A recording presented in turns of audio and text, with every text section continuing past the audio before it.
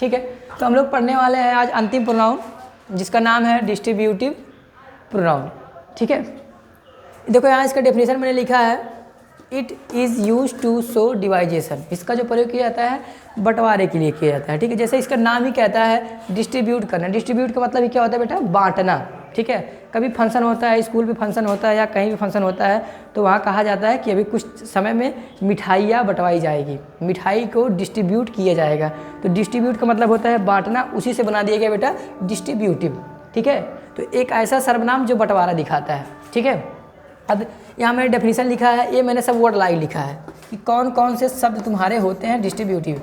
देखो यहाँ पे मैंने लिखा है, देखो ये सारे शब्द होते हैं, each of, none of, all of, some of, most of, few of, both of, one of, either of, neither of, every of. ठीक है, इन सब का हिंदी मैंने सामने लिखा है। जो ईच ऑफ का हिंदी होता है में से प्रत्येक। ठीक है, इसका प्रयोग हमेशा कैसे होगा, सिंगुलर होगा। नन ऑफ का मतलब होता है में से कोई नहीं, इसका प्रयोग प्लूरल होगा। ऑल ऑफ का मतलब होता है में से सभी, इसका प्रयोग सिंगुलर भी कर सकते हैं, प्लूरल भी कर सकते हैं। देखो तो जो लिखा सिंगुलर, प्लूरल, सिंगुलर, प्लूरल, यहाँ पे भी लिखा सिंगुलर एंड प्लूरल। ये चारों का प्रयोग इनके आधार पे नहीं होगा, इनके आने वाले जो इनके बाद जो नाउन आएगा उसके आधार पे होगा। मतलब जो ऑफ के बाद जो नाउन लिखा जाएगा उस नाउन के आधार पे डिफाइन किया जाएगा कि इनका प्रयोग सिंगुलर होगा या प्लूरल होगा। ठीक है, सम ऑफ का मतलब होगा में से कुछ, ये भी सिंगुलर प्लूरल हो सकते हैं। मोस्ट ऑफ का मतलब होता है में से ज़्यादा, ये भी सिंगुलर और प्लूरल दोनों हो सकते हैं। फ्यू ऑफ का मतलब होता है में से थोड़े, थोड़े की जब बात होती है तो फ्यू का प्रयोग होता है। ये भी सिंगुलर भी प्रयोग किया जा सकता है, प्लूरल भी प्रयोग किया जा सकता है। हाँ, बोथ ऑफ का मतलब होता है में से दोनों, ये दो के लिए प्रयोग होता है बेटा, यहाँ लिखा है ये बोथ। ठीक है, तो दो व्यक्ति के लिए प्रयोग हुआ, इसका प्रयोग हमेशा बहुवचन के रूप में होता है, प्लूरल के रूप में हमेशा किया जाता है। वन ऑफ का मतलब होता है में से एक, में से एक, क्योंकि यहाँ वन लिखा है। अगर कभी ये कहना हो कि में से दो, तो यहाँ पे टू लिख दिया जाएगा, टू ऑफ देम। ठीक है, तो उनमें से तब जब टू लिखा जाएगा यहाँ पे, तो उस स्थिति में यहाँ पे बहुवचन का वर्ब लिया जाएगा।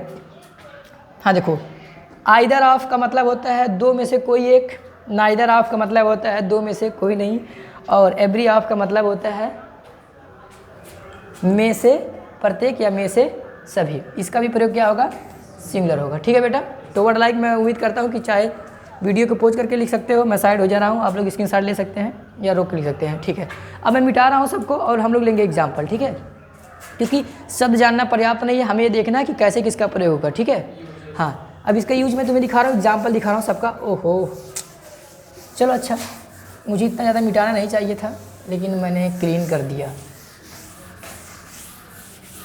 ठीक, हाँ फिर से कुछ और मुझे लिखना पड़ेगा। देखो यहाँ मैंने लिखा था बेटा ऑल ऑफ लिखा था, फिर यहाँ लिखा था सम ऑफ लिखा था, मोस्ट ऑफ लिखा था। पहले इनको समझने का प्रयास करो। ठीक है, देखो इसका एक ट्रिक बता रहा हूँ, उस तरह से काम कर सकते हो। देखो अगर इनके बाद कभी प्रोनाउन आएगा, क्या आएगा, ऑफ के बाद अगर प्रोनाउन रखना है तो प्रोनाउन का ध्यान रखना, ऑब्जेक्टिव केस में आएगा। कैसा आएगा, जो प्रोनाउन रखना होगा तो वो हमेशा ऑब्जेक्टिव केस में आएगा। ठीक है, और किसका ऑब्जेक्टिव केस हो सकता है, वो बहुवचन का ही प्रोनाउन होगा और उसी का ऑब्जेक्टिव केस हो सकता है। तीन ही प्रोनाउन का प्रयोग किया जा सकता है, या तो यू का प्रयोग कर सकते हो बेटा, या तो देम का प्रयोग कर सकते हो, या तो अस का प्रयोग कर सकते हो। ठीक है, नहीं तो आप किसी नाउन का प्रयोग कर सकते हो, पजेसिव प्रोनाउन लगा के, जैसे मैं कह रहा हूँ तुम्हारे दोस्तों में से कुछ, तुम्हारे दोस्तों में से सभी, इस तरह का बोलना होगा तो हम पजेसिव प्रोनाउन का भी प्रयोग कर सकते हैं। योर फ्रेंड्स, इस तरह का भी प्रयोग हम लोग कर सकते हैं। ठीक है, फिलहाल पहले इनको समझने का प्रयास करो। देखो एक बात समझो, तो जब ऑफ के बाद प्रोनाउन का प्रयोग किया जाएगा तो वहाँ पे ऑफ का ही प्रयोग होगा, लेकिन ऑफ के बाद जब किसी नाउन का प्रयोग होगा, किसी और नाउन, जो भी नाउन आएगा हमेशा, मैं यहाँ लिख रहा हूँ प्लूरल होगा। वो जो नाउन आएगा प्लूरल केस में ही आएगा। ठीक है, तो जब नाउन आएगा तो उसके बाद बेटा हमेशा दा का प्रयोग होगा, उसके पहले किसका प्रयोग होगा, दा का प्रयोग होगा। ठीक है, अब मैं कुछ एग्जांपल दिखा रहा हूँ इससे रिलेटेड। पहले आल का बनाऊंगा, सम का, सबका बना के दिखा रहा हूँ। ठीक है, मैं कह रहा हूँ तुम में से सभी, तुम में से सभी अच्छे इंसान हैं, तुम में से सभी अच्छे इंसान हैं, तो तुम में आया बेटा, तुम में मतलब यू। सो इसका इंग्लिश क्या होगा, all of you, all of you. अब देखो जो यू आया बेटा, ये तुम्हारा प्रोनाउन है। ठीक है, प्लूरल प्रोनाउन है, तो इसके बाद जो वर्ब आएगा आर आएगा, ठीक है। So all of you are good, तुम में से सभी क्या हो, अच्छे हो। मैं कह रहा हूँ तुम में से सभी मेरे मित्र हो, तो क्या बोला जाएगा, all of you are my friends. तुम में से सभी वहाँ जा रहे हो, तुम में से सभी वहाँ जा रहे हो, तो क्या बोला जाएगा, all of you are going there, all of you are going there. सभी का इंग्लिश निकलेगा तो ऑल का प्रयोग किया जाएगा। सम का प्रयोग अगर करना हो, सम का मतलब होगा बेटा कुछ, क्या होगा, कुछ। मैं कह रहा हूँ तुम में से कुछ चोर हैं, तुम में से कुछ क्या है, चोर हैं, तो इसका इंग्लिश क्या होगा बेटा, some of you are thieves, thief नहीं होगा, थीव्स होगा, some of you are thieves. देखो मैं यहाँ पे आर का प्रयोग किया हूँ, क्यों, क्योंकि यू जो प्रोनाउन है ये बहुवचन दिखा रहा है, ठीक है। लेकिन बेटा अगर इनके बाद में अनकाउंटेबल नाउन का प्रयोग करूँ, ठीक है, मैं कह रहा हूँ पानी, सभी पानी, ठीक है, बेकार जा रहा है, सभी पानी क्या जा रहा है, बेकार जा रहा है, तो मैं इसका बोलूँगा ऑल, या मैं ऐसे कह सकता हूँ पानियों में से सभी, या पैसों में से सभी, लकड़ियों में से सभी, अनकाउंटेबल नाउन, ठीक है। So all of the water, अब देखो वाटर में कभी यस मत लगा देना गलती से, ठीक है, क्योंकि वाटर हमेशा सिंगुलर होगा। So all of the water is wasted. देखो तो मैंने यहाँ पे कौन सा वर्ब का प्रयोग किया, सिंगुलर वर्ब का प्रयोग किया, ठीक है बेटा। तो जब ऑल के बाद इनमें से किसी के बाद, ध्यान रखो जो वर्ब आएगा बेटा, जो डा के बाद जो नाउन होगा इसके आधार पे वर्ब आएगा, ठीक है। मैं और कुछ एग्जांपल तुम्हें दिखा रहा हूँ। हाँ, मैं कह रहा हूँ लड़कों में से सभी यहाँ आ रहे हैं, लड़कों में से सभी, तो जब जैसे आया में से सभी, तुरंत इंग्लिश लगाना ऑल ऑफ द लड़कों, तो बॉयज़, देखो बॉयज़ मैंने प्लूरल नाउन लिखा, all of the boys are coming here, लड़कों में से सभी यहाँ आ रहे हैं। मैं कह रहा हूँ उनमें से सभी यहाँ आ रहे हैं, तो क्या होगा English, all of them are coming here, हम में से सभी वहाँ जा रहे हैं, so all of us are going there. मेरे रिश्तेदारों में से सभी मुझे जानते हैं, मेरे रिश्तेदारों में से सभी मुझे जानते हैं, सो ऑल ऑफ माई, देखो इसके इंग्लिश क्या होगा, all of my relatives, all of my relatives know me. देखो यहाँ मैंने बहुवचन का वर्ब लगाया बेटा, नो में मैंने यस नहीं लगाया है, ठीक है, तो ये बहुवचन का वर्ब है। So all of my relatives know me, मेरे रिश्तेदारों में से सभी मुझे जानते हैं, ठीक है। तो मैं उम्मीद करता हूँ तुम्हें ऑल का समझ में आया होगा। सम का भी, मोस्ट का हिंदी क्या होता है बेटा, ज़्यादातर, क्या होता है, ज़्यादातर। मैं इसका कुछ दिखा रहा हूँ तुम्हें, इसका बहुत ही ज़्यादा प्रयोग करते हैं बेटा स्पोकन में, चाहे रिटन में। देखो मोस्ट आपका इंग्लिश क्या होता है, ज़्यादातर। मैं कह रहा हूँ तुम में से ज़्यादातर यहाँ आते हैं, तुम में से ज़्यादातर यहाँ आते हैं, तो जो ज़्यादातर की जैसी बात हो तो लगाना मोस्ट ऑफ यू। अगर तुम में से ज़्यादातर तो मोस्ट ऑफ यू, उनमें से ज़्यादातर तो मोस्ट ऑफ देम, ठीक है। हम में से ज़्यादातर सो मोस्ट ऑफ अस। कोई नाउन होगा तो मोस्ट ऑफ द नाउन्स, जो नाउन होगा उसमें ऐसा लगाया जाएगा। नाउन को मैं बना के दिखा रहा हूँ। सो most of you come here, आप में से ज़्यादातर यहाँ आते हैं। मैं कह रहा हूँ अध्यापकों में से ज़्यादातर आलसी होते हैं, अध्यापकों में से ज़्यादातर क्या होते हैं, आलसी होते हैं। हालांकि ये बात सही नहीं है बेटा, ठीक है। जो बहुत ज़्यादा मोटे या बुजुर्ग होंगे वो सब हो सकते हैं, हम लोग के जनरेशन का तो कोई आलसी नहीं है। तो ज़्यादातर का बस मैं तुम्हें सिर्फ सेंटेंस बता रहा हूँ, ठीक है। So most of the teachers, देखो मैंने टीचर्स में ऐसा लगाया। और एक बात तुम्हें मैंने और बताया था कि इनमें से जो प्रोनाउन इधर लिखा था उनमें से कभी भी ऑफ के बाद अगर कोई स्टूडेंट नाउन आएगा तो उसके पहले दा लगाना पड़ेगा, ठीक है। लेकिन अगर प्रोनाउन आएगा तो दा नहीं आएगा, ठीक है। So most of the teachers are lazy, most of the teachers are lazy. और भी कुछ एग्जाम्पल थे, मैं एक दो एग्जाम्पल सबका लगभग दिखा दे रहा हूँ, ठीक है। हाँ, फ्यू यहाँ लिखा था फ्यू ऑफ द, फिर लिखा था बोथ ऑफ द, फिर लिखा था one of the, either of, neither, या तो इसको ईदर, नीदर, या तो आइदर नाइदर भी पढ़ते हैं। ठीक है, अब इनके एक एक एग्जाम्पल मैं तुम्हें दिखा रहा हूँ। ठीक है, मैं कह रहा हूँ तुम में से कुछ, तुम में से थोड़े। फ्यू मतलब बेटा कुछ भी हिंदी होता है लेकिन थोड़े के सेंस में प्रयोग किया जाता है, मतलब जब संतुष्ट हम नहीं होते हैं, कह तुम थोड़ा सा ही है, तो उस सेंस में हम फ्यू का प्रयोग करें। मैं कह रहा हूँ तुम में से थोड़े अच्छे हैं, तो इंग्लिश क्या होगा? Few of you are good, few of you are good. हम में से कुछ अच्छे हैं, so few of us are good. मैं कह रहा हूँ उनमें से कुछ जा रहे हैं, उनमें से कुछ जा रहे हैं, तो क्या होगा? Few of them are going. ठीक है, तो वर्ब बहुवचन को वर्ब लगेगा, few of them are going. मैं एक लिख दे रहा हूँ, लेकिन अगर कोई नाउन आएगा तो नाउन में एस लगाया जाएगा।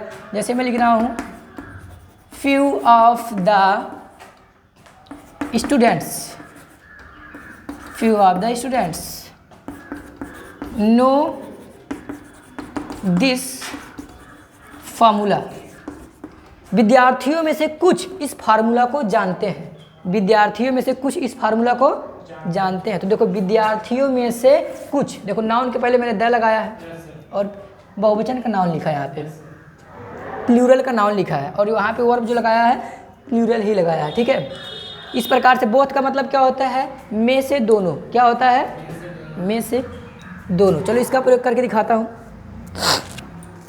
जो में से दोनों का प्रयोग होगा बेटा, ये ज़्यादातर नाउन के लिए आएगा, प्रोनाउन का प्रयोग बहुत कम होगा इसके लिए। ठीक है, देखो बोथ ऑफ, मैं कह रहा हूँ दोनों के दोनों पागल हैं, दोनों लड़कों में से दोनों पागल हैं, तो इंग्लिश क्या होगा?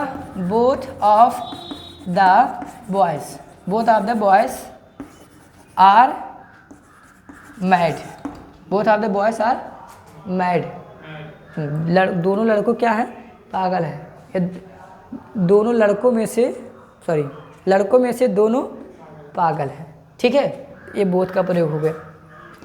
वन का प्रयोग देखो, ये वन का प्रयोग बहुत ही ज़्यादा होता है, वन का प्रयोग बहुत ज़्यादा करते हैं। हाँ, किसी भी चीज़ में से जब हम एक की बात करते हैं, एक की बात करते हैं, जहाँ 100 लोग हैं तो उनमें से एक की बात करें, 10 लोग हैं उनमें से एक की बात करें, 5 लोग हैं उनमें से एक की बात करें, तो हम वन ऑफ का प्रयोग करते हैं। इसका प्रयोग बहुत ज़्यादा करते हैं। ठीक है, मैं कह रहा हूँ उनमें से एक यहाँ आ रहा है, उनमें से एक यहाँ आ रहा है, तो इसके साथ बेटा जो वर्ब लगाया जाएगा सिंगुलर लगाया जाएगा। ठीक है, उनमें से एक आ रहे हैं, तो जैसे उनमें से एक, जैसे हिंदी निकलेगा तुरंत इंग्लिश लिखना वन ऑफ। ठीक है, वन ऑफ तुरंत लिख देना। अब अगर प्रोनाउन है तो one of them is coming here, one of them is coming here. ठीक है, अगर मैं बात करूं कि लड़कियों में से एक मेकअप कर रही है, लड़कियों में से एक क्या कर रही है? मेकअप कर रही है, तो इसका इंग्लिश क्या होगा? One of the girls. देखो फिर भी जो नाउन आएगा वो प्लूरल ही होगा नाउन, तो one of the girls is applying makeup, one of the girls is applying makeup. Makeup करने के इंग्लिश होता है अप्लाई, अप्लाई मतलब होता है लागू करना। ठीक है, so one of the girls is applying makeup over her face, अपने चेहरे के ऊपर लगा रही है। तो वन का इंग्लिश समझ में आया। अगर दो की बात करना हो कि मतलब हो, तुम कहना चाह रहे हो कि उनमें से दो, उनमें से दो, तो बस वन की जगह पे टू लिख देना, तो यहाँ पे क्या हो जाएगा?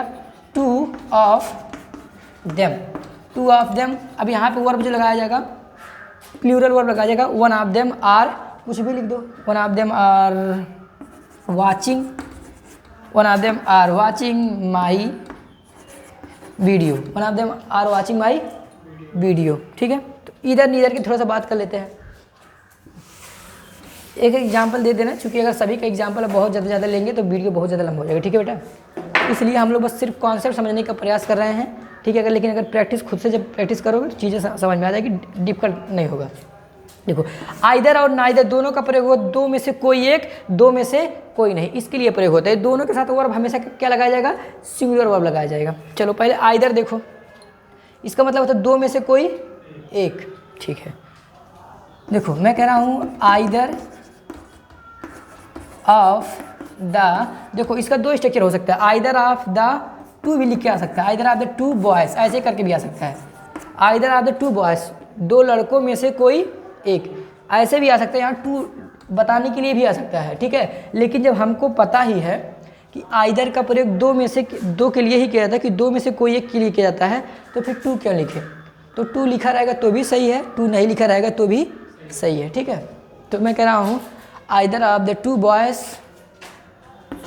Is my friend. तो इसका इंग्लिश है दो लड़कों में से कोई एक मेरा मित्र है। दो लड़कों में से कोई एक मेरा मित्र है, या दोनों लड़कों में से कोई एक मेरा मित्र है। पसंद में आया?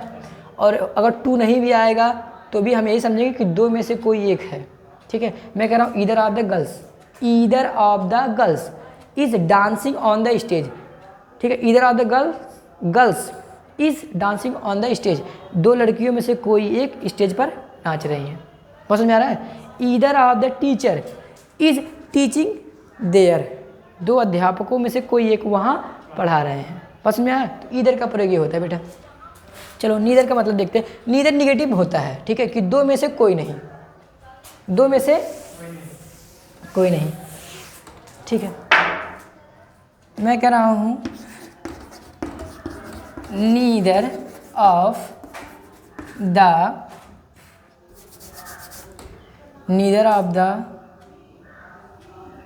क्या लिख दूँ मैं यहाँ?